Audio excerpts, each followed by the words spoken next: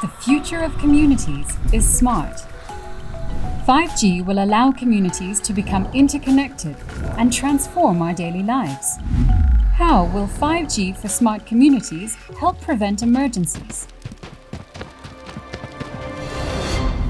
The city of Wavre, with the EU's support, will use 5G to reinforce their police, firefighters, and paramedic services.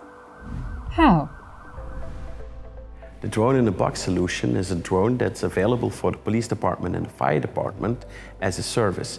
So it's connected to the dispatch center. The moment there is a distress call coming in, it will automatically take off and give it extra eye in the sky the first 30 minutes of an incident. The reason that we can deploy it today is because we make use of the 5G technology for two major things in our deployment. The first one is the low latency. This makes it able to control the drone directly without any delay. The second one is the video quality. The 5G allows us to stream real-time video with a high quality to the dispatch center, so they have a better overview of the situation. The safety drone will help the fire and the police department to make better decisions, to quicker get a grip of the situation, and in the end to save lives, because we will save a lot of time and a lot of means with it.